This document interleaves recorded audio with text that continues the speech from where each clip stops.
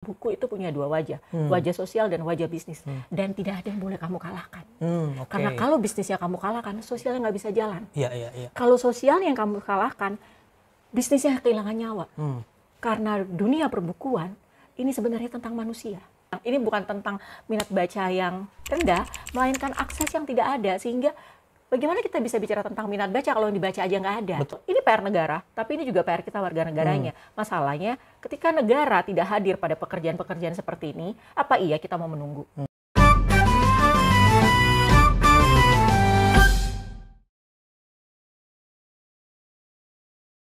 Halo, sore-sore semua. Ketemu lagi dengan saya, R.E. Sutanto, editor Lentera App, hanya di Lentera Stock. Dan kali ini kita ada di kedai Pacar Merah.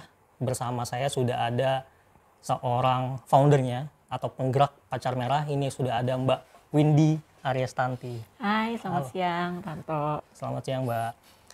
Pertama kami pengen ngucapin makasih banget. Oh, aku yang terima kasih. Sudah mau main-main dan pulang ke kedai Pacar Merah. Berkenan hadir di Lentera Stock, di podcast sederhananya kami gitu, Mbak. Oh ya, toko bukunya juga sederhana, kedainya. Tapi menarik. Windy ini kan penggerak Pacar Merah. Tadi sudah ada semacam ungkapan selamat datang tapi agak yang berbeda, yaitu selamat pulang. Saya mau masuk dari situ dulu, Mbak. Kenapa selamat pulang? Karena setiap kali kami membayangkan setiap kali kawan-kawan ke Pacar Merah itu seperti pulang ke tempat yang paling akrab sama kalian. Karena kalian akan ketemu buku-buku, kalian ketemu kawan-kawan yang membicarakan hal yang mungkin terdengar baru, tapi dibicarakan dengan cara yang menyenangkan, yang akrab. Jadi itu kayak pulang ke rumah kan, kita bertukar kabar, bertukar cerita, ruang temu yang hangat, karena di situ kita ketemu hal-hal yang bisa kita pertukarkan. Jadi kami selalu suka menyapa dengan selamat pulang. Selamat gitu. pulang. Dan karena unik sih, Mbak. Dan karena yang datang juga repeater ya, ini kayak Tanto tadi bilang, aku udah sering banget datang ke Pacar Merah gitu. Rasanya kan nggak lucu menyambutnya dengan selamat datang gitu. Jadi selamat pulang karena kami senang melihat wajah-wajah akrab itu kembali kami temui di ruang-ruang yang kami ciptakan. Kira-kira gitu. Filosofinya gitu ya, dalam banget ya. Nah, bisa diceritain nggak? Ini saya yakin sih teman-teman udah pada akrab sih dengan Pacar Merah ya. Tapi bisa tolong ceritain nggak, Mbak? Kamu kepedean, belum tentu. Pacar Merah mah masih seumur kuku. Enggak. Kami seumur jagung, belum punya banyak. Karena sebelumnya juga di konten kami ada liputan mengenai Pacar Merah ya kan, sama Posanta juga gitu. Nah, bisa diceritain nggak, Mbak, panjang kali lebar nih? Awalnya Pacar Merah gimana? Juga terutama menarik dengan latar belakang penggunaan namanya. Pacar Merah. Yang mana ini relate atau relevan sama salah satu tokoh fiksional yang kontroversial juga nih gitu ya, yaitu Tan Malaka. Nah, apakah ada semacam semangat untuk mengenang sejarah Bapak Republik gitu? Ya, Bapak Republik. Dalam pendirian Pacar Merah. Harus kita akui ya, dia sebagai Bapak Republik. Sebenarnya kalau ngobrol Pacar Merah itu kami mulai membuatnya tuh sejak 1 Desember 2018. Itu berarti berapa tahun lalu ya tuh? 7 ya? 7 ya? Tahun ke-7 gitu. Nah, awalnya memang bentukannya adalah festival kecil literasi dan pasar buku keliling. Karena saat itu berangkat dari satu kegelisahan gitu sebenarnya untuk harusnya buku tuh bisa lebih mudah diakses ya. Harusnya kita tidak hanya menemukan buku di dalam toko buku, yang mana toko bukunya kemudian ada di dalam mall masih misalnya, atau ada toko buku tapi ada di tempat-tempat yang megah gitu, sehingga untuk datang orang jadi segan atau merasa itu buku hanya untuk kelas-kelas tertentu gitu. Jadi ketika dipikirkan untuk membuat sebuah festival literasi dan pasar buku keliling, memang keinginannya untuk bisa menjawab persoalan-persoalan yang muncul di ekosistem perbukuan Indonesia. Nah, kita tahu ekosistem perbukuan Indonesia itu disanggah oleh 4 pilar kan sebenarnya.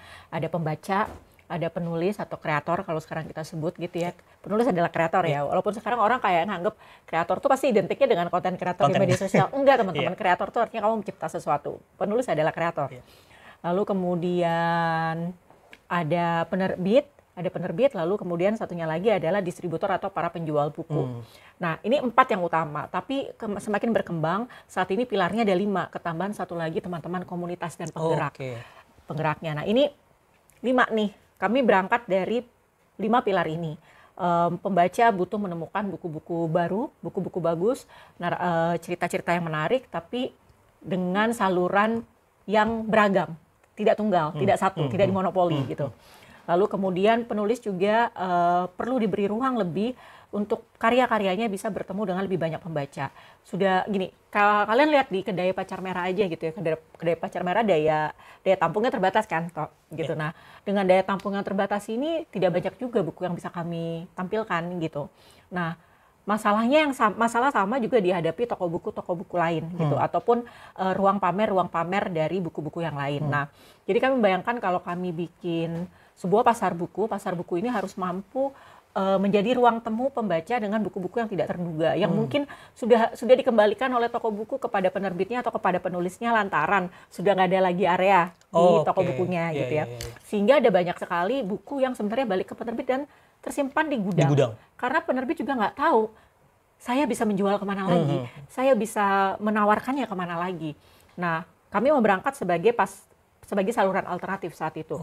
Makanya hal pertama yang saat itu aku lakukan adalah justru mengontak para penerbit dan bertanya, apakah kamu punya batch stokmu di gudang? Jadi aku nggak ngincer buku baru saat itu. Justru yang aku pikirkan adalah bagaimana buku-buku baik yang mungkin tidak terespon dengan baik di toko buku lalu tertumpuk di gudang bisa kami dapatkan lalu kami perkenalkan kembali kepada pembaca. Tujuannya adalah memperkenalkan ulang pada pembaca, menciptakan ruang temu yang baru, membuat sebuah ruang di mana dua-duanya saling pulang dan bertemu. Dan orang akhirnya, buku ini ternyata ada ya.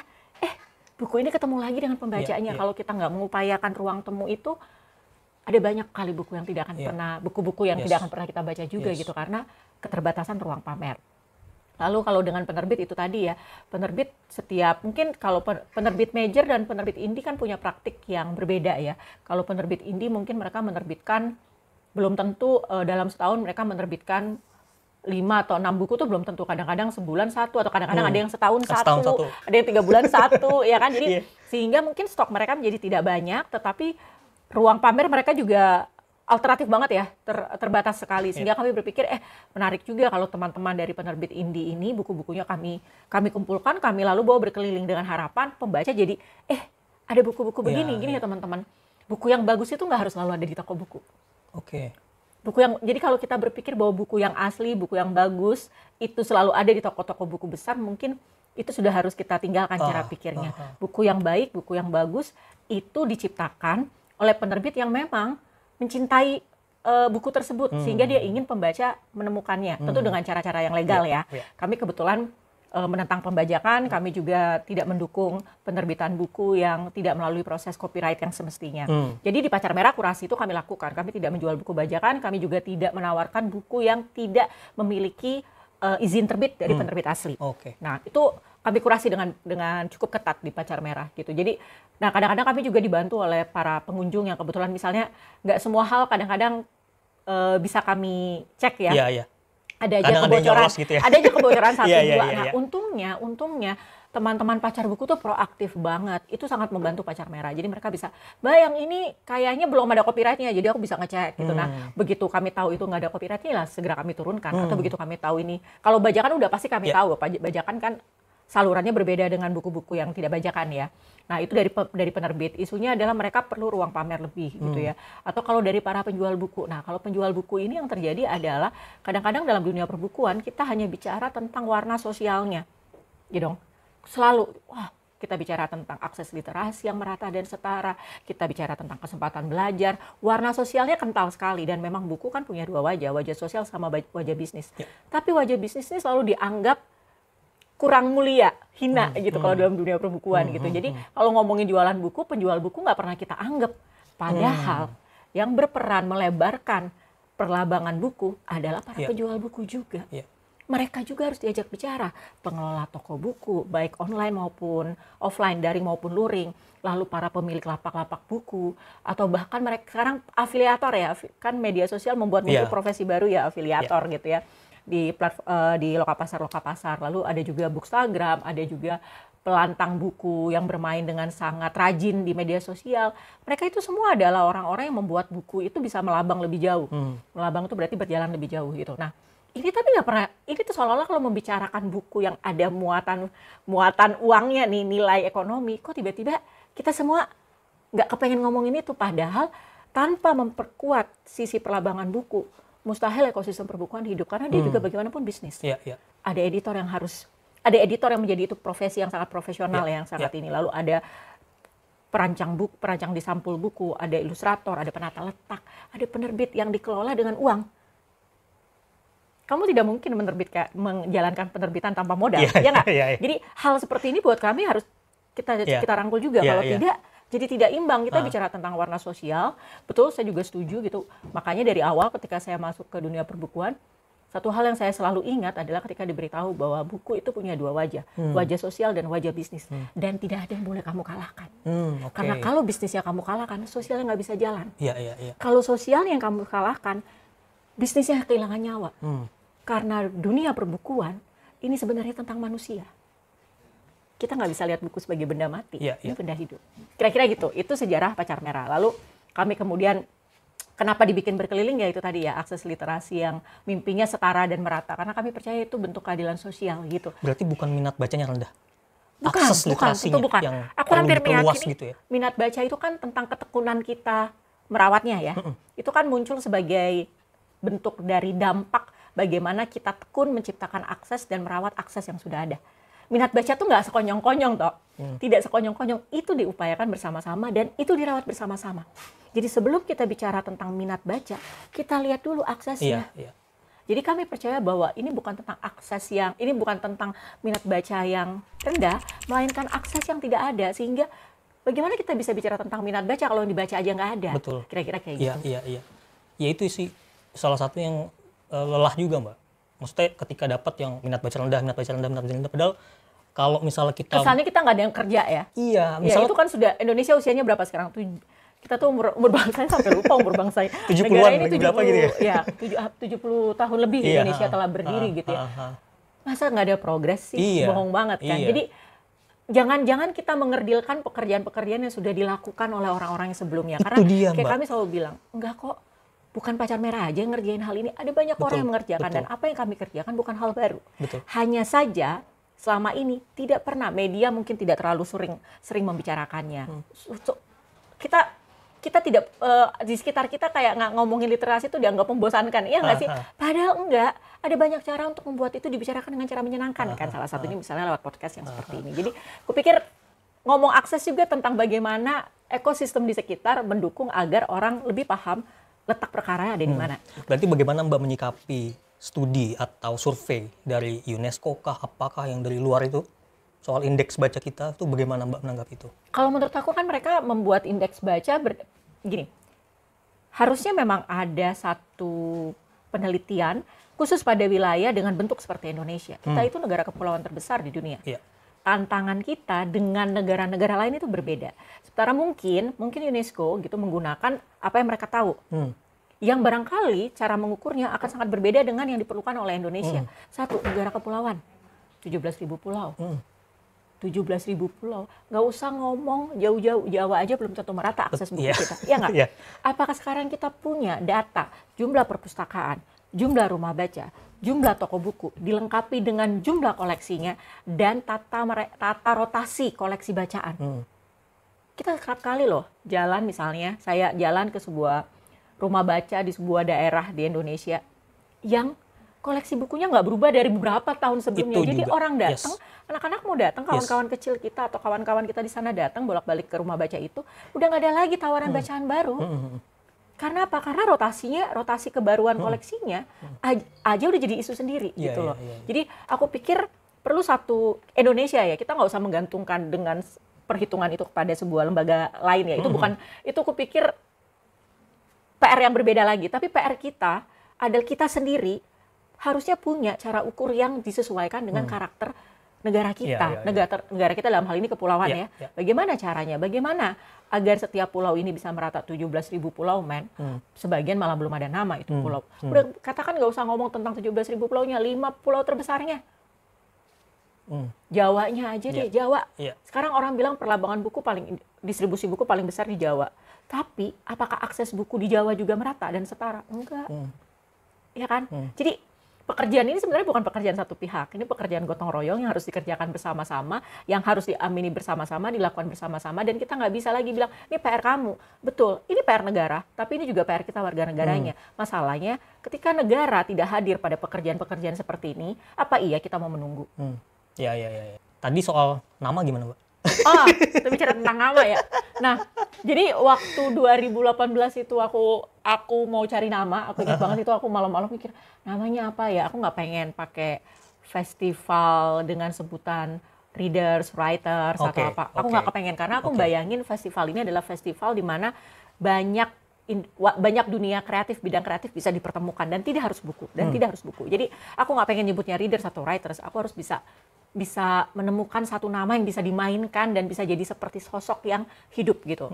Lalu teringatlah aku dengan satu buku yang aku baca waktu aku kuliah. Judulnya ini teman-teman. Ini akhirnya diterbitkan ulang sama Banana, Pacar Merah Indonesia. Jadi ini justru inspirasi kami, nama diambil dari buku ini. Jadi aku membaca buku ini ketika aku masih duduk di sebagai mahasiswa ya, masih duduk di bangku kuliah gitu. Ketika membaca ini aku kayak, seru banget ya jadi tokoh di dalam novel. Ini novel ya teman-teman, dan ini novel spionase pertama di Indonesia. Sekarang lagi diterbitkan ulang sama Banana, tapi dia sudah berapa kali sebenarnya terbit dan lalu hilang. BTW keren banget, Banana bisa nerbitin.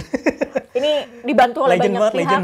Ini dibantu oleh banyak pihak. Jadi waktu aku nyari naskahnya itu aku ngontak teman-teman yang ada di Belanda, ngontak teman-teman juga yang ada di KTLV gitu, bertanya gitu apakah aku boleh mendapatkan naskah aslinya. Dan kemudian kebetulan pemimpin redaksinya Banana, Om Yusiavianto Parianom, dia mengenal Rita Matumona. Rita Matumona adalah anaknya si penulis, betul. Nah, aku sendiri pernah ketemu Mbak Rita itu pada 2019 ketika sebuah festival diadakan di Taman Ismail Marzuki untuk minta izin penggunaan nama.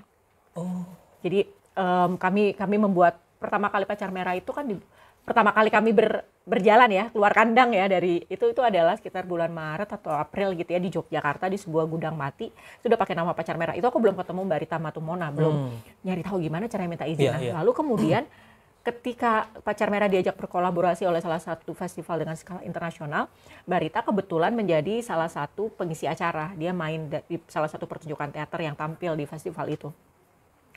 Jadi akhirnya aku ngejar ke belakang, memperkenalkan diri dan minta izin apakah boleh namanya kami pakai. Aku memberitahu sebenarnya dan terlalu telat untuk minta izin ya. Jadi aku memberitahu ke Mbak Rita bahwa kami bikin apa dan kami meminjam nama dari sini, dan aku pengen dia tahu bahwa ini adalah bentuk kami menghargai dan sangat terinspirasi dengan karakter di buku ini. Dan dia bilang, iya pakai saja, tidak apa-apa.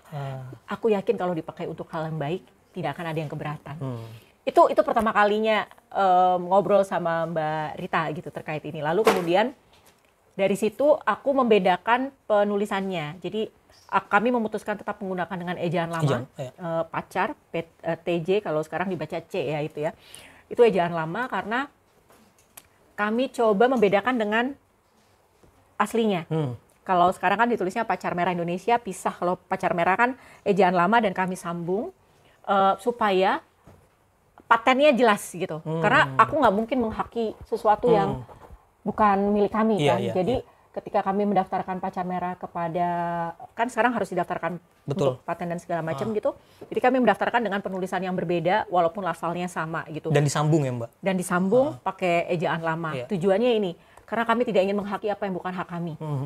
Tampak sederhana sebenarnya, tapi itu juga buat aku salah satu cara untuk kita hidup di ekosistem literasi yang lebih sehat ya gitu. Nah, itu juga cara kami untuk menunjukkan bahwa bahkan bahasa saja tidak baku, bahasa saja berkembang. Kenapa kita harus membakukan diri? Itu kenapa ada kata kecil di situ. Kecil juga artinya sebenarnya semangat untuk selalu gini. Yang kecil itu kan biasanya gesit ya. Satu itu. Yang kedua, untuk selalu mengingat bahwa segala sesuatu di Pacar Merah akan selalu dimulai dari nol. Jadi ketika kami berkeliling, kami kembali menjadi tidak tahu apa-apa.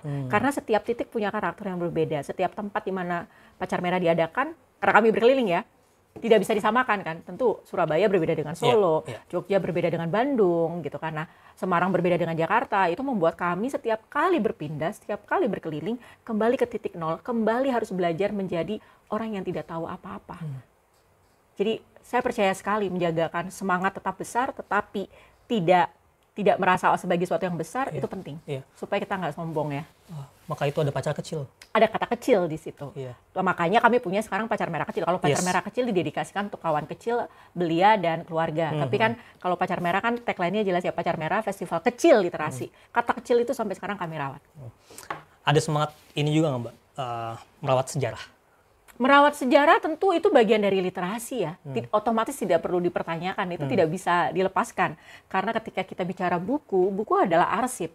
Ketika bicara arsip, berarti kita sedang merawat ingatan tentang sesuatu. Dan itu selalu ada kaitannya dengan kenangan dan sejarah. Jadi aku pikir itu bukan hal yang perlu kita pertanyakan dan perdebatkan. Itu harusnya terjadi secara otomatis. Kesadaran bahwa ketika kita bicara literasi, bicara perbukuan, bicara apapun, itu bicara tentang kita merawat ingatan-ingatan. Jangan sampai kita lupa. Misalnya kayak sekarang, kita kembali mengingat peristiwa 98. Betul kan? Kembali, hampir semua orang-orang yang ada di dunia perbukuan mengeluarkan buku-buku apa yang kamu bisa baca agar kamu bisa memahami sejarah. Jadi tidak ada alasan ada satu generasi yang merasa gue nggak paham sejarahnya. Enggak, ada buku-bukunya. Kita jadi bisa mencari tahu, mempertanyakan setiap pernyataan, setiap perkataan dengan mencari rujukan, dan buku menyediakan itu kan sebenarnya. Kira-kira gitu. Jadi upaya merawat sejarah aku pikir tidak pernah bisa terlepas tidak pernah bisa dilepaskan dari perbukuan. Itu inherent. Itu inherent. Ini kan awalnya berarti pacar merah ini keliling. Sampai sekarang kami masih berkeliling. Masih berkeliling. Nah, dari keliling-keliling itu ada cerita yang bikin ternyuh gitu, atau bikin makin semangat gitu, atau bikin kayak gedek banget sama pemerintah nih.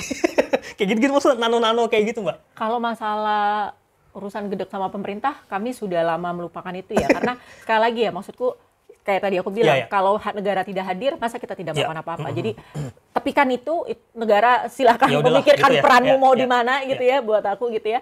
Silahkan gitu. Dan aku pikir ada banyak hal mungkin barangkali yang memang butuh ruang-ruang temu yang sifatnya konsisten dan berkelanjutan gitu antara kita dengan negara kalau kita mengupayakan bersama-sama. Jadi tepikan dulu yang itu ya. Tentu saja setiap kali kami berkeliling kami menemukan banyak cerita-cerita yang aku pikir bisa membuat kami mempertanyakan ulang mengapa kami masih ada di sini dan masih mau melakukan ini. Jadi ini bukan tentang haru biru terenyuh atau apa tidak, tapi aku pikir setiap pertemuan, setiap berpindah, setiap berada di satu tempat, setiap itu juga kami kembali mempertanyakan mengapa kami masih ada di sini dan mengapa perlu kami masih ada di sini. Dan mengapa kami perlu mengajak lebih banyak orang terlibat. Dan tentu saja ini harusnya bisa dilakukan oleh lebih banyak orang. Jadi aku pikir ini bukan PR pacar merah gitu saja tapi ini PR semua orang gitu ya. Ketika kami berkeliling kami biasanya menginisiasi ruang-ruang terbengkalai. Ruang-ruang mati, ruang-ruang terbengkalai, ruang-ruang yang mungkin jarang sekali dipergunakan sebagai arena literasi gitu ya. Itu berangkat dari sebenarnya betapa minimnya ruang yang ramah untuk kita melakukan kegiatan. Ramah ini banyak faktor, salah satunya faktor biaya gitu. Ketika kita mau bikin festival di sebuah tempat, yang disodorin kan udah angka untuk nyewa tempat dulu. Bagaimana kita bisa mau bikin satu festival alternatif kalau belum apa-apa tempat harus berbayar. Nah ini terjadi misalnya kayak ketika kami pertama kali bikin di Yogyakarta. Ketika untuk pertama kalinya akan bikin Pacar Merah itu aku kelilingan semua tempat, nyari tempat yang bisa dipakai untuk sebagai tempat festival dan pasar buku, tapi dengan harga yang masuk akal. Nggak ada toh. Bahkan ketika loading in aja lo harus bayar 15-20 juta. Sementara Pacar Merah 9 hari. Dengan loading in, loading out, berarti kita membutuhkan 15 hari lah, paling cepet, ya kan? 15 hari, lo kaliin 25. Nggak usah 15 deh, kaliin 10 udah ketemu angka 250 juta. Duit dari mana? Ini baru tempat, belum kita ngomong pengadaan buku, membantu mendatangkan. Karena kalau di Pacar Merah kami punya sistem yang, kami berharap sistem kami berimbang dan kami sangat terbuka umpan balik dari relasi gitu ya. Misalnya ketika buku dikirim pada kami, teman-teman penerbit memang menanggung biaya pengiriman. Tapi ketika selesai kegiatan dan kami akan mengembalikan buku itu pada penerbit, itu Pacar Merah yang membiayai pengirimannya. Karena buat kami itu cara yang adil. Tapi sementara kami juga tahu ada banyak festival yang kirim sama pulang lo tanggung sendiri. Sementara penerbit yang kami gandeng adalah penerbit-penerbit independen. Kalaupun ada penerbit, memang ada penerbit selain penerbit independen, ada penerbit-penerbit lain gitu ya. Tapi itu tadi, karena kami berusaha memahami ekosistem dan persoalan ini dari ekosistem, berusaha untuk merumuskan yang adil yang kayak apa ya, yang enak yang kayak apa ya untuk semua pihak. Nah, itu salah satunya gitu. Tapi sekarang kita balik lagi. Ketika pacar merah pertama gitu ya, kami harus membayar sebegitu banyak. Gue nggak punya duit. Modal gue terbatas. Modal gue cuma semangat ya. Terus bareng sama teman-teman yang sama-sama hanya punya semangat. Jadi kan harus dicari alternatifnya.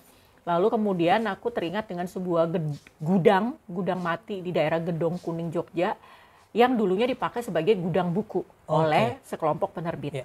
Kebetulan aku kenal yang punya gudangnya. Aku telepon, aku tanya, boleh nggak gudangnya kami pakai? Dia bilang, tapi itu gudang udah lama banget nggak dipakai. Atap sudah bocor, ilalang tinggi sekali, kamu harus membersihkannya. Nggak apa-apa, kami bersihin. Sok-sok aja kami bersihin, begitu datang kaget ini gimana bersihin.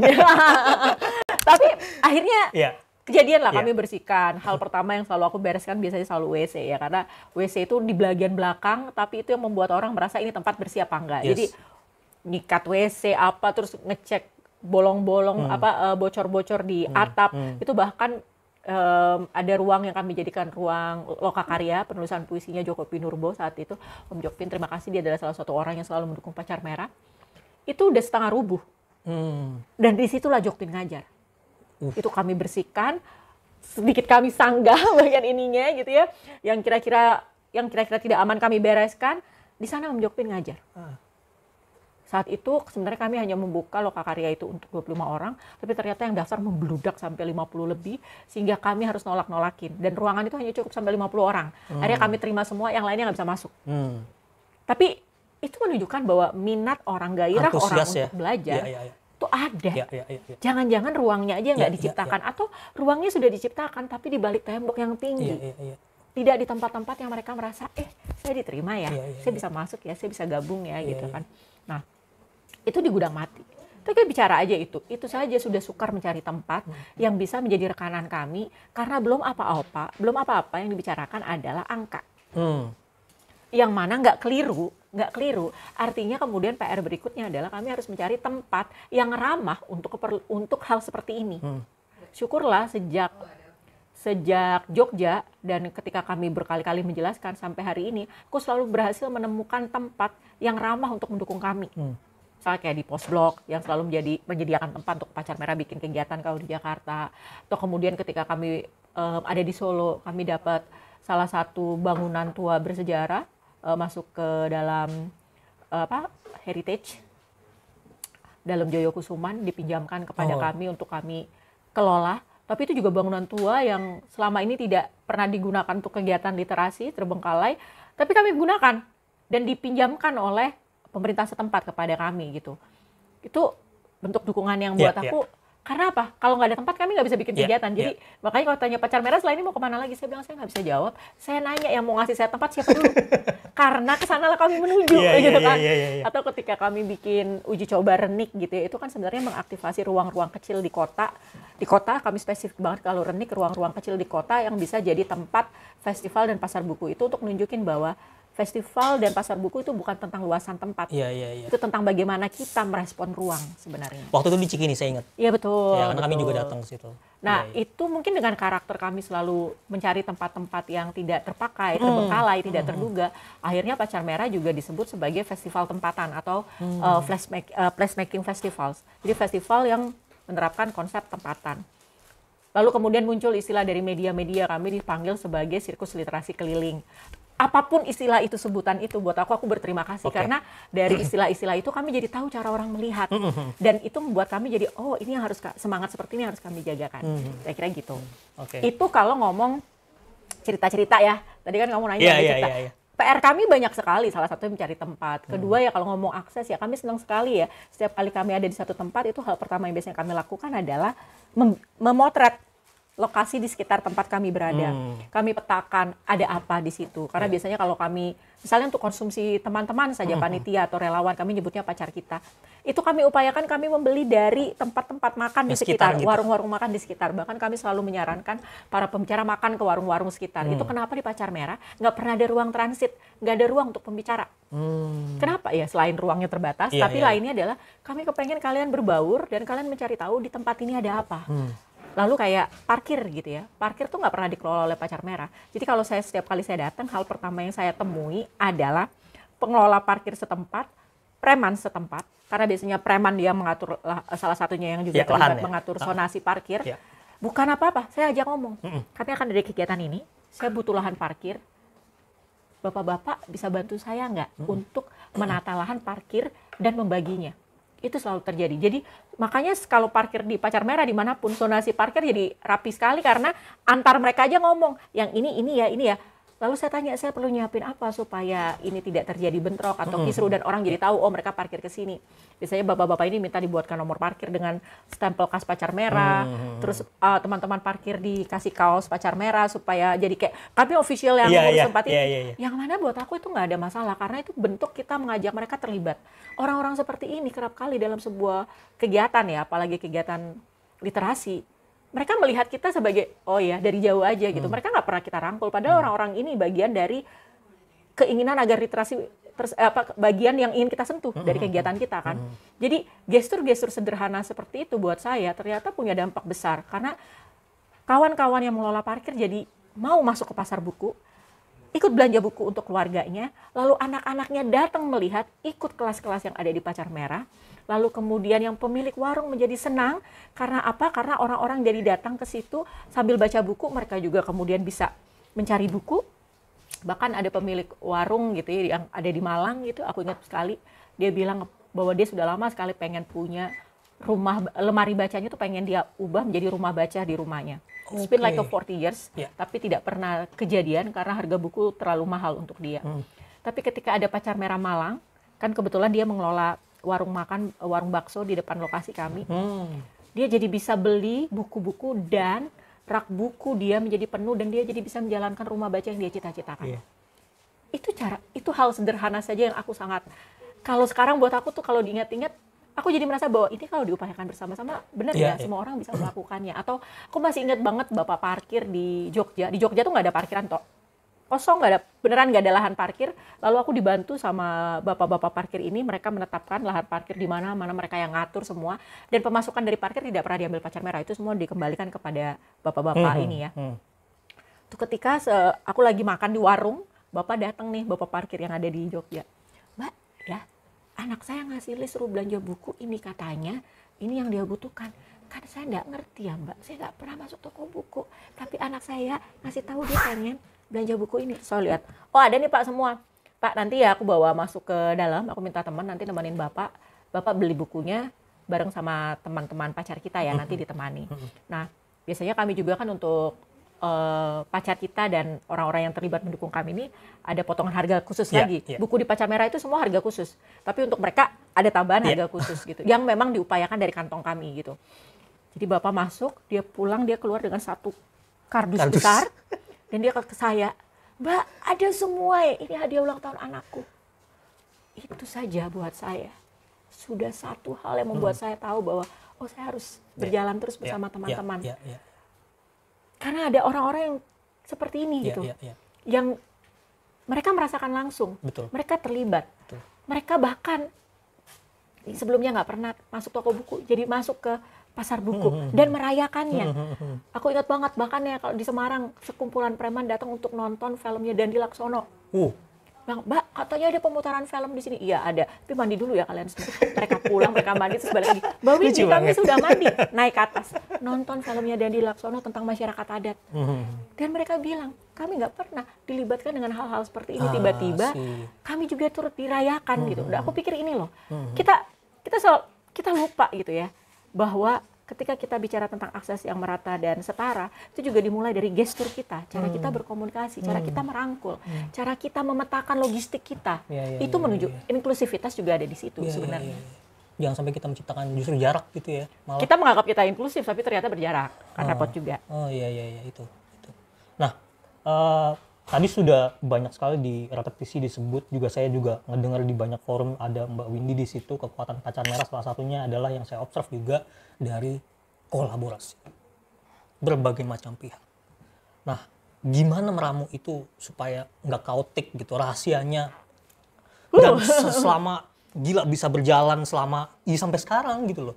Dan komunitas atau pacar buku ini kan termasuk yang luar biasa aktif sekali gitu ya, dan di sini pun jadi ruang ekspresi juga gitu. Betul, kedai Pacar Merah memang dari awal ketika kami menyepakati bikin di sini, tujuannya memang bikin ruang yang memudahkan komunitas karena kami ngerasa sukarnya mencari tempat ya. Jadi ketika kami punya kedai Pacar Merah, kami bayangkan ini harus mudah diakses oleh komunitas manapun yang ingin bikin kegiatan. Silakan dipakai, silakan digunakan apa yang kami punya perangkat-perangkat ini boleh dipakai. Kami tidak menetapkan biaya sama sekali ke teman-teman komunitas. Silakan berkegiatan, silakan pakai, silakan pulang ke sini. Karena apa? Karena kami sadar, kami tumbuh, kami dibesarkan dan dirawat oleh komunitas. Oleh kawan-kawan pembaca, oleh kawan-kawan penulis, oleh komunitas. Makanya aku bilang tadi, pilarnya tambah 5 ya, ada satu komunitas lagi, gitu kan. Kami dirawat oleh mereka. Karena itu kami berterima kasih.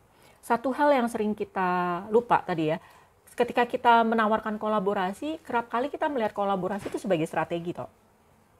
Itu yang saya selalu bilang, kolaborasi bukan strategi. Strategi apa nih Mbak maksudnya Mbak? Strategi untuk kita, saya butuh kolaborasi sama kamu karena kamu unggul di sini, karena itu kita harus berkolaborasi. Okay. Itu bahasa strategi teman-teman.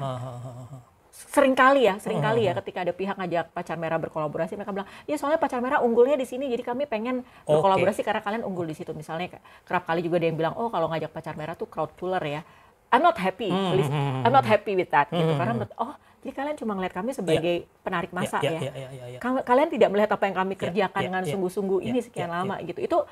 Itu terdengar seperti mengecilkan dan mengerdilkan, tapi kalau memang kami sekerdil itu juga tidak apa-apa. Itu hak setiap orang untuk menggambarkan apa Pacar Merah. Walaupun saya agak sedih, tapi pada satu sisi ya udahlah terserah, selama kami masih punya fungsi, difungsikan saja. Akhirnya seperti itu. Nah, kolaborasi itu buat saya bukan strategi. Ketika kami berkolaborasi dengan komunitas, dengan kelompok-kelompok tertentu, dengan penerbit, kami berusaha untuk duduk dengan cara pikir yang setara. Kami punyanya ini, kalian punyanya apa? Kita bisa bikin apa supaya ini jadi sesuatu yang baik untuk bersama. Jadi bukan, aku nggak kuat di sini kan, kamu kuatnya di situ, kita kolaborasi ya, supaya nggak gitu cara berpikirnya kalau buat saya gitu. Ini berangkat dari kolaborasi itu kan mengakui keunggulan masing-masing, tapi pada saat bersamaan kamu juga tahu kelemahanmu di mana, sehingga kolaboratormu tahu, saya nggak bisa di sebelah sini ya, tapi saya bisanya ini. Jadi kita bicara tujuan dulu, tujuannya harus sama dulu. Ketika tujuan sudah sama, dari situ kita lihat, saya bisa apa, kamu bisa apa untuk mencapai tujuan ini. Bukan, saya punya tujuan, karena saya punya tujuan ini, saya nggak bisa di sini, kamu masuk ya. Nggak begitu konsep kolaborasi. Untung rugi ya, nah, itu ya. Betul. Kolaborasi itu bukan tentang untung rugi. Kolaborasi itu bukan tentang transaksi. Penting banget mindset kayak gitu, Mbak. Bukan. Kolaborasi itu adalah cara kami bertumbuh. Jadi saya selalu bilang, kolaborasi bukan sebuah strategi. Kolaborasi itu cara kita bertumbuh. Ketika kita sadar kita bertumbuh karena kolaborasi, maka kita akan merawatnya dengan cara pikir yang setara karena kita mau tumbuh bareng. Kami mau berkembang bareng. Makanya kami kalau ngajak komunitas berkolaborasi, kami selalu nanya, kalian tuh lagi ngebayangin apa sih? Lagi pengen gini-gini. Kami lagi mau bikin ini. Ini kalau kita kawinkan dengan yang sedang kamu bayangkan, bisa ketemu di titik mana ya? Apakah dalam praktiknya semua orang mau berkolaborasi sama kamu? Enggak juga. Dalam praktiknya tidak semua orang mau berkolaborasi dengan Pacar Merah. Satu, Pacar Merah tuh nggak punya duit. Saya buka-bukaan. Saya selalu ngomong jujur-jujuran. Kami tidak pernah mampu mendatangkan pembicara. Kami nggak punya uang. Selama ini cara kami bekerja adalah beneran patungan, chip in. Apa yang kami dapat dari pasar buku, itu kami gunakan untuk bisa menambah gerakan berikutnya. Tapi pasar buku ini, bukunya kan bukan punya Pacar Merah. Ini kan punya penerbit. Jadi yang paling merasakan keuntungan dari pasar buku adalah penerbit. Nah, berapa sih bagi hasil penerbit ke Pacar Merah? Kecil toh. Jadi dengan bagi hasil itu saja, itu udah nggak bisa nutupin semua yang kami keluarkan untuk bikin satu festival atau satu pasar buku berkeliling. Tidak. Karenanya kami selalu minta dukungan penerbit ataupun kolaborator untuk bisa mendukung kami dari sisi acara. Kamu mau bikin, makanya kami selalu, kalian mau bikin apa? Kami lagi punya ini, kami bisa nyediain ini, teman-teman mau bikin apa? Kami bisa bantu yang sebelah sini. Jadi berangkat dari kolaborator mau apa, bukan Pacar Merah mau apa. Kami selalu tanya, kalian mau apa? Kalian lagi punya apa? Buku baru kalian apa? Buku kalian ini mau dibicarakan dengan cara kayak apa? Kalau kalian mau berkolaborasi dengan kami, perlunya kami menyiapkan apa? Misalnya, kami perlu siapkan ini. Dari semua yang kamu sebutkan, kami cuma mampunya ini. Bahwa kemudian mereka memutuskan tidak, ya nggak apa-apa toh. Kan yang penting kamu ngomong dulu. Itu. Jadi kami tidak pernah mampu menghadirkan pembicara, membayar pembicara, tidak pernah mampu, membayar biaya transportasinya tidak pernah mampu. Itu kenapa kami selalu ngomong sama penerbit, dan kami selalu minta penerbit menjelaskan pada penulis, lalu kemudian kami cari jalan tengahnya. Kalau kami dapat sponsor, misalnya tiba-tiba kami dapat tiket, kayak kemarin beberapa waktu lalu kami didukung oleh kereta api. Oke. Tiket ini langsung kami bagikan ke semua penerbit yang akan ngisi acara. Ini ada ini. Jadi itu caranya, kami akan coba cari ya.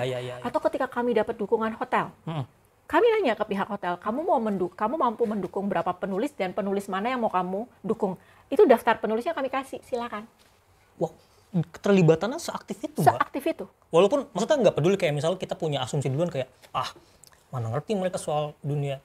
Kalau kamu ingin membuat orang mengerti apa yang kamu kerjakan, maka kamu tidak boleh menyerah untuk menjelaskan apa yang tengah kamu kerjakan. Nggak bisa. Lalu atau kamu berpikir bahwa dia pasti ngerti gue mau apa. Enggak. Kamu harus repetitif menjelaskan. Makanya setiap kali ketemu dengan misalnya pihak hotel ya, Pacar Merah kadang-kadang dapat bantuan hotel. Kami jelasin nih, itu kami langsung bikin katalog. Acaranya ada siapa saja, pembicaranya ada siapa saja, pembicara ini apa, latar belakangnya. Jadi ada bio-bionya, kami tulis kirim. Mau dukung yang mana silakan. Karena kalau dia mau mendukung itu berarti logonya akan kami letakkan di poster kegiatan itu. Dan kami akan bilang ke penerbitnya atau pengisi acara, postermu kami tambahi logo ini karena kamu dapat dukungan ini ya. Setelanjang itu kami, setransparan itu kami.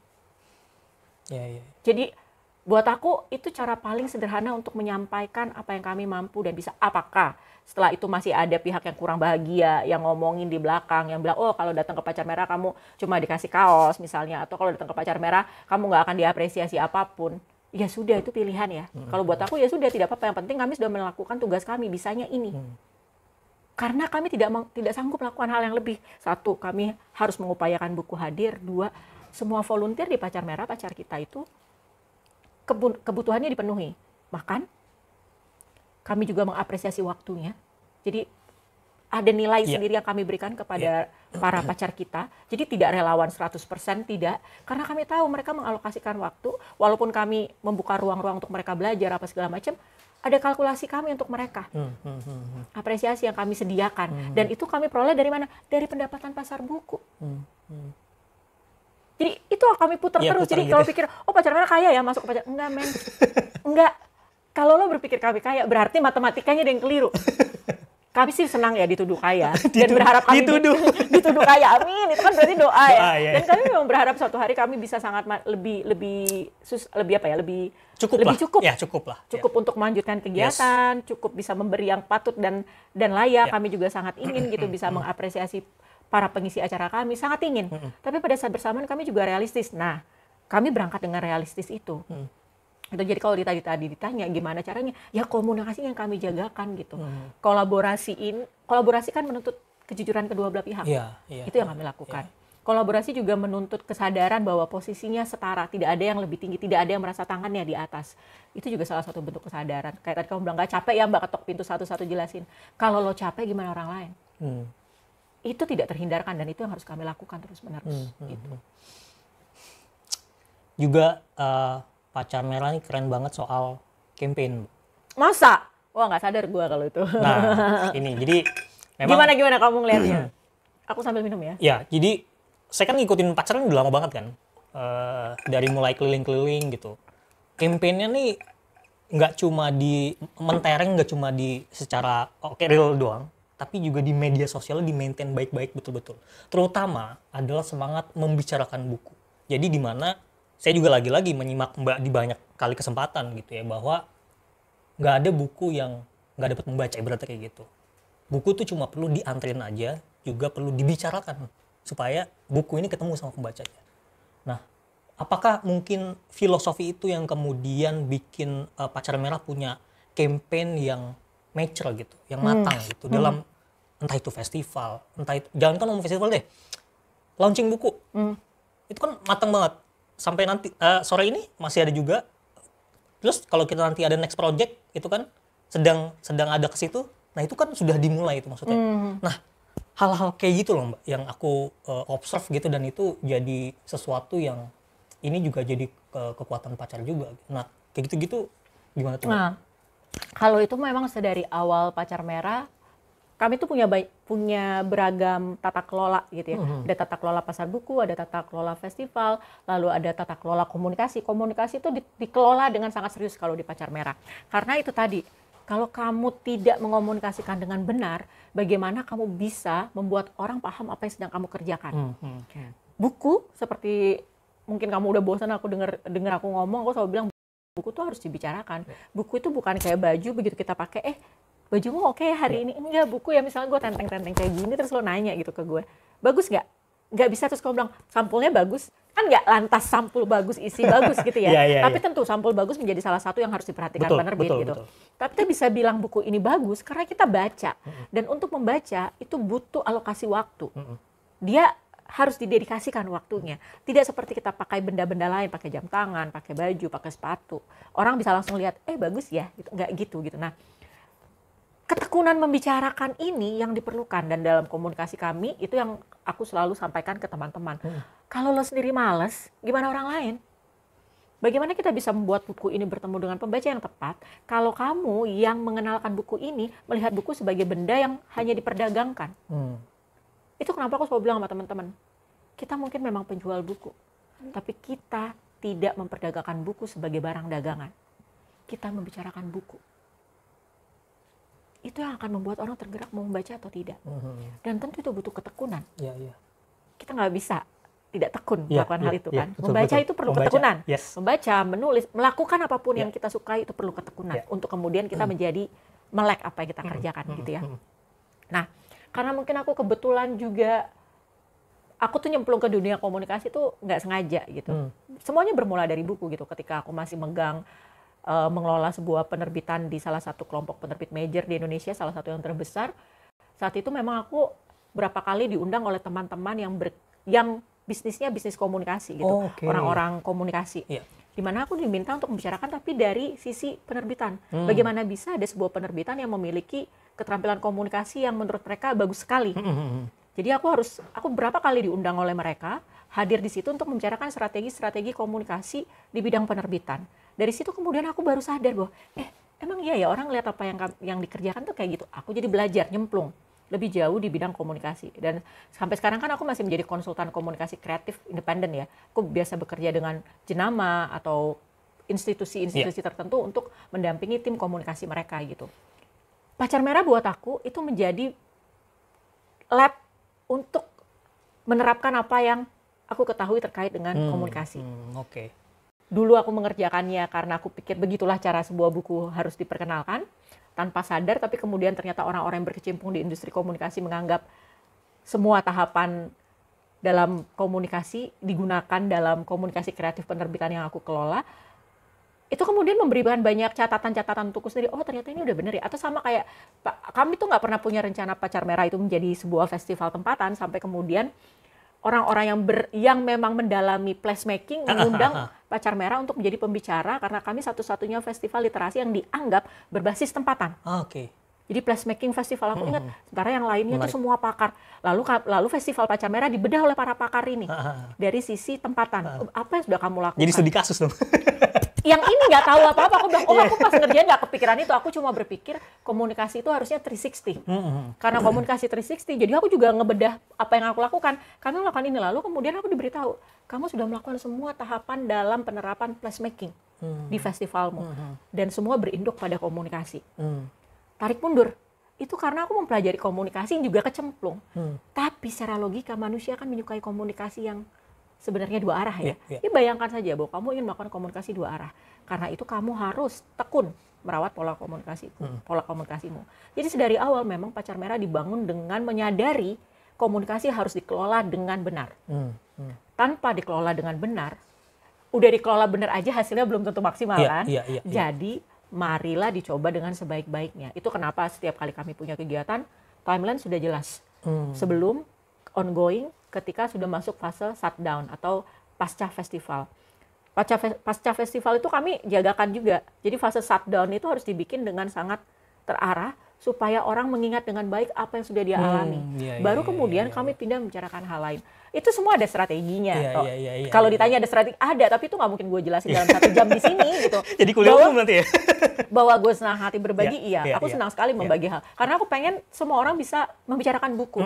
Karena ketika semua orang membicarakan buku, semua festival buku membicarakan buku dengan patut, dengan baik, ekosistemnya hidup. Gue cuma pengen ekosistemnya hidup. Karena kalau ekosistemnya hidup, industrinya hidup. Ketika industrinya hidup, berarti apa?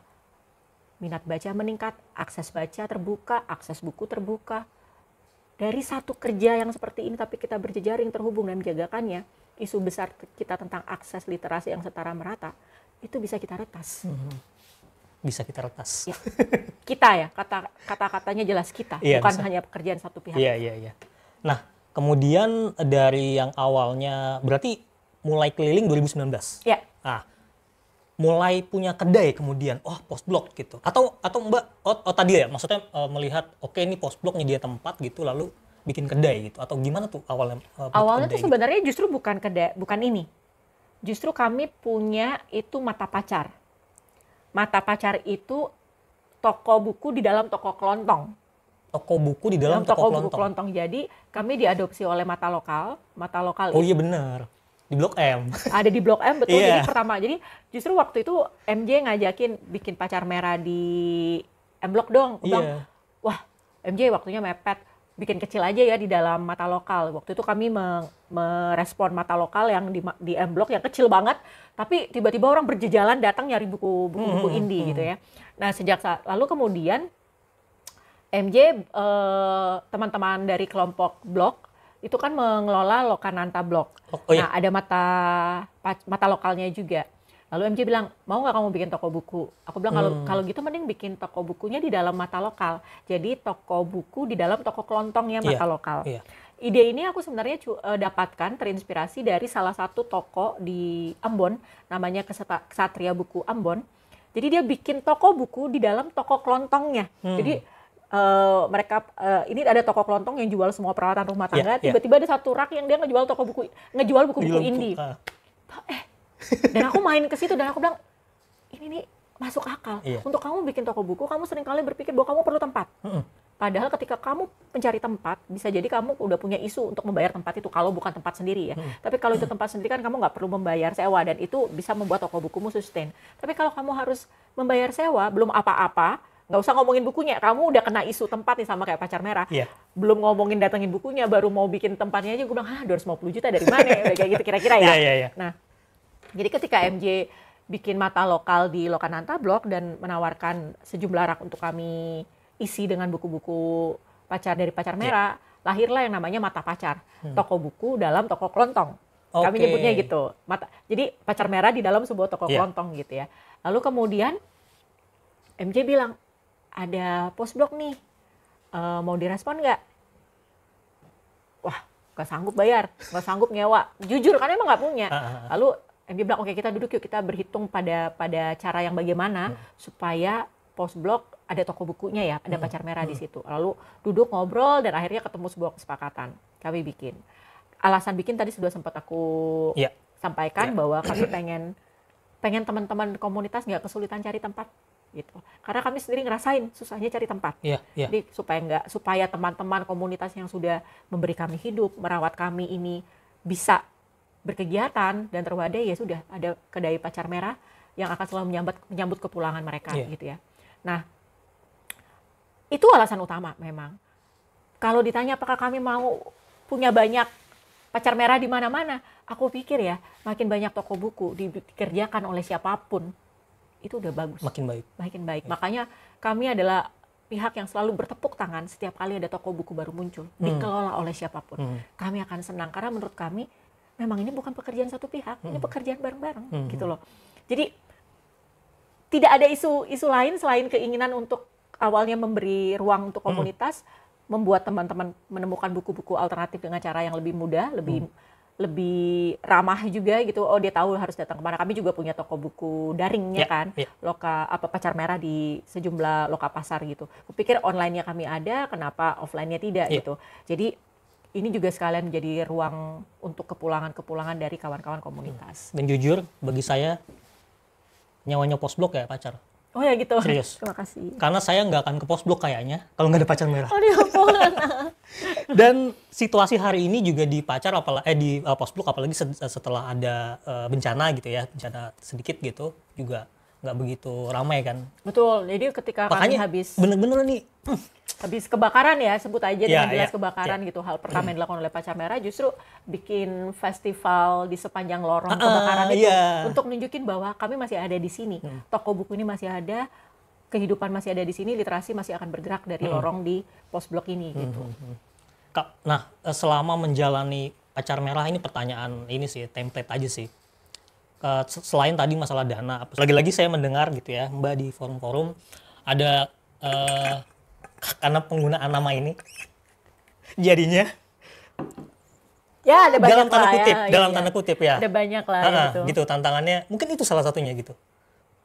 Itu salah satunya. Ya salah satunya dan buat aku ya itu juga menunjukkan bagaimana ternyata ketika sejarah dinarasikan oleh mereka yang punya kuasa jadinya berkepanjangan dan kita mengamini yang keliru gitu ya. Ketakutan itu kan menjadi momok ya, menjadi hantu yang hidup sekian lama di bangsa Indonesia. Padahal kan tidak begitu dan kami pikir ya sudah itu resiko dari kami memilih nama itu gitu. Tapi merespon lagi pertanyaan kamu yang sebelumnya gitu, apakah memang kami mencuri, meminjam semangat Tan Malaka gitu, Bapak Republik Indonesia ini? Aku bilang dari awal iya, karena semangat akar rumputnya yang kami ambil gitu. Dan keliling, Mbak. Dan keliling, karena kan tokoh di dalam sini kan dia berkeliling ke wilayah-wilayah tertentu, membantu membebaskan dari... Nama samaran. Betul, dengan nama-nama samaran gitu. Jadi memang semangatnya muncul dari sini bahwa oh iya ya, kalau kita ingin merdeka ya harus dikerjakan bersama-sama. Kalau kita ingin bebas dari kedunguan, maka PR mengembangkan atau membuka akses literasinya harus diupayakan bersama-sama dan harus di mana-mana muncul. Tidak terduga, bisa serempak, bisa di setiap tempat yang kita pikir, oh tiba-tiba ada ini, tiba-tiba ada festival ya di tempat seperti ini, tiba-tiba ada toko buku di tempat seperti ini. Aku pikir itu harus ada di mana-mana, muncul di setiap titik gitu. Dan saat itulah akses baru bisa kita retaskan sebenarnya. Iya. Saya juga memperhatikan Pacar ini, saya nggak sebutan yang tepat nggak tahu ya. Kan ada 3 penerbit yang berada di, saya nggak ngerti di Naungi atau apa ya, kayak Indonesia Tera, Banana sama Akhir Pekan gitu ya. Nah ini apa mereka sebagai apa itu? Sister ya, saudara, saudara gitu, karena jadi kebetulan memang 3 penerbit ini bergabung bersama kami untuk dikelola dan untuk berbagi ya kayak markas kami berbagi dengan mereka, lalu kelolanya kami berbagi dengan mereka, penyebaran bukunya kami berbagi dengan mereka gitu. Kupikir itu cara-cara sebenarnya untuk memastikan bahwa ada buku-buku yang bisa terus diupayakan bersama-sama gitu. Itu hal jamak yang terjadi gitu kan. Asal cara kita berkolaborasi dan bekerja samanya tuh tidak berat sebelah, itu penting. Makanya buat aku, ya udah kami punya 3 penerbit yang kami kelola, tapi semuanya harus dikelola dengan cara profesional masing-masing. Nggak boleh nyampur dan tumpang tindih, itu nggak boleh, tidak boleh. Jadi mereka tetap sendiri-sendiri, tapi kami bergabung saja gitu loh sebenarnya gitu. Nah, kalau tadi yang ditanya adalah pengembangan lainnya gitu ya, kami terbuka banget gitu, selain penerbitan, kami juga senang berkolaborasi antara festival. Kami tidak hanya sibuk dengan festival kami sendiri, tapi kami bisa berkolaborasi dengan festival lain gitu, mengelola pasar bukunya, atau bahkan mendukung bikinin acara di festival tersebut, atau kayak sekarang gitu, dalam waktu dekat tuh kami bakal ada perilisan bukunya Pak Sapardi Djoko Damono yang baru, Rubaiyat dan Sastro, diterbitin oleh Indonesia Tera. Nah ini kebetulan naskah ini tuh sudah dititipkan kepada seorang teman cukup lama, hampir 20 tahun gitu, yang kemudian jadi nggak ada, bahkan keluarga juga tidak tahu bahwa masih ada naskah bapak yang belum pernah diterbitkan gitu, karena dititipkan ke seorang kawan yang dia percayai, Reda Gaudiamo. Lalu kemudian setelah kami ngobrol dan segala macam, naskah ini dipercayakan kepada Indonesia Tera untuk diterbitkan. Nah ini yang sedang kami bantu untuk bisa rilis segera. Berarti ini naskah terakhirnya Mbak? Apa gimana Mbak? Dari Pak Sapardi apa gimana? Mungkin. Oke. Yang belum sempat terbit tadi ya dititipkan. Kan saya nggak tahu, jangan-jangan masih ada naskah lain yang dititipkan. Iya dong, Pak, tolong kasih tahu saya Pak. Jadi apakah ini terakhir? Mungkin, karena itu tadi kayak kan sempat diduga sudah ada naskahnya sudah terbit semua. Terakhir ada satu yang terakhir Embul ya kalau nggak salah judulnya, dipikir itu yang terakhir gitu ya. Tapi ternyata masih ada yang ini gitu, dan apakah setelah ini ada lagi nggak tahu. Tapi saat ini inilah naskah terbaru Bapak yang belum pernah diterbitkan, belum pernah dibaca oleh siapapun. Mungkin sudah dibaca oleh 2-3 orang, segelintir orang. Saya sendiri ketika membacanya justru setelah diberi izin terbit di Indonesia Tera. Jadi Reda bilang bahwa naskah ini bisa diterbitkan oleh Tera kalau Sonya Indriati Sondak mengizinkan naskah ini terbit. Jadi akhirnya kami menemui Mbak Sonya, dan ternyata Mbak Sonya, oke, karya Bapak harus didukung, mari kita terbitkan. Jadi itu jadi kolaborasi antara Indonesia Tera, Pacar Merah, dan Rumah Sapardi melalui Mbak Sonya gitu. Tentu ada Mbak Reda yang mendukung kami dari awal sebagai pihak yang dititipi naskah, lalu ada Iwan Effendi yang kemudian merancang memberi lukisan untuk sampul dan ilustrasi isi gitu. Itu menjadi pekerjaan komunal lagi gitu. Itu yang saat ini kami semua sedang fokus untuk memperkenalkan karya ini. Launchingnya soalnya 29 Juni nanti. Kalau kamu mau datang silakan. Itu pertama kalinya buku ini bisa didapatkan oleh semua karena rilisnya serempak ya. Dan bisa didapatkan di toko buku rekanan. Dan undangannya menarik untuk penerbit puisi dan penyair. Itu penting, Mbak. Karena itu tadi Juni itu kan selalu diidentikan dengan bulannya Pak Sapardi dan hujan bulan Juni. Jadi kami berpikir kok kayaknya main sendiri tuh nggak seru. Jadi mari kita ajak para penerbit-penerbit buku puisi yang ada, para penyair yang bagaimanapun ya, untuk kita bisa bertemu kita butuh ekosistem dan butuh temannya. Pak Sapardi semasa hidupnya selalu jadi kawan untuk para penyair. Mau penyair muda yang bahkan sedang mau belajar, ketika datang sama dia tuh selalu ditemani. Kami meminjam semangat itu, bahwa Pak Sapardi selalu menemani penyair, penulis, penerbit. Nggak pernah dibiarkan dia jalan sendiri. Kalau saya bisa temani, saya temani gitu. Itu semangat yang terasa sekali dari Pak Sapardi. Jadi ketika akan bikin rilisnya, kembali kami mengingat itu bahwa yuk kita ajak para penerbit buku puisi independen ini yang ada di mana-mana, atau para penyair yang menerbitkan bukunya sendiri dan ingin mempertemukan puisinya dengan penyimak puisinya, ada di sini. Ini bukan itu seru banget sih, Bang. Betul, ini bukan tentang Rubaiyat dan Sastro saja dan Sapardi Djoko Damono, tidak. Ini tentang kita semua yang diingatkan sekali lagi bahwa selalu senang ketika ada yang menemani. Dan Sapardi mengingatkan kami pada itu. Itu kenapa kami membuatnya seperti itu. Itu ada 2, Mbak ya, kalau nggak salah. Satu lagi ada ya? Betul, ada 2. Jadi satu itu Rubaiyat dan Sastro, sejumlah sajak yang dititipkan itu. Satu lagi adalah Akhirnya Den Sastro Tiba. Ini adalah kumpulan cerita, kumpulan esai, personal esai dari orang-orang yang pernah beririsan dengan Sapardi. Tapi dalam menceritakan Sapardi sebagai manusia hari-hari ya. Jadi kalau Sapardi sebagai sosok penyair besar Indonesia, sastrawan tuh udah ada di mana-mana kan ceritanya. Nah, kalau ini tuh beneran dia sebagai manusia hari-hari. Sapardi yang suka main pingpong, Sapardi yang ngajak murid-muridnya, mahasiswanya makan durian gitu. Lalu kemudian Pak Sapardi yang rela menempuh perjalanan jauh naik kereta hanya untuk mendukung sebuah penerbitan kecil di Magelang gitu. Itu semangat itu yang terlihat sekali dari cerita-cerita itu yang kemudian membuat kami, kita bikin yuk kegiatan ini menjadi pertemuan para penerbit puisi, penyair, siapapun, supaya ini bisa, karena Bapak menemani. Jadi semangat menemani. Dirayain bareng-bareng. Dirayain bareng-bareng. Ini bukan tentang kamu sebagai penerbitnya, misalnya ini kan bukunya Indonesia Tera, ya Indonesia Tera aja dong. Enggak, justru itu tidak ada, karena Tera mengingat bahwa kami kan salah satu penerbit yang ditemani Pak Sapardi dulu kan. Di awal-awal tuh Pak Sapardi yang menemani Indonesia Tera bertumbuh, punya naskah puisi dan segala macam. Kenapa itu harus berhenti di kami? Kalau itu bisa tetap kita gulirkan lewat cara yang berbeda. Menarik banget. Ditunggu tanggal berapa, Mbak? 29 Juni. 29 Juni. Pukul 11 sampai 7 malam. Karena dari pukul 11 pasar bukunya sudah buka dan sudah ada sejumlah kegiatan dibuat oleh teman-teman komunitas. Lalu kemudian nanti rilisnya pukul 3 sore itu ada Pak Hilmar Farid, ada Reda Gaudiamo, ada Sonya Sondak, dan ada Iwan Effendi akan datang. Lalu kemudian banyak undangan-undangan lainnya juga kami hadirkan. Teman-teman semua diundang, boleh datang 29 Juni. Kita main hujan puisi bersama ya. Di mana, Mbak? Di M Block. Oh, di M Block. Kan di M Block tuh ya? ada Creative Hall. Nah, di situ kami berada nanti. Oke. Kamu juga boleh datang ya? Datang, Mbak. Mudah-mudahan, insya Allah.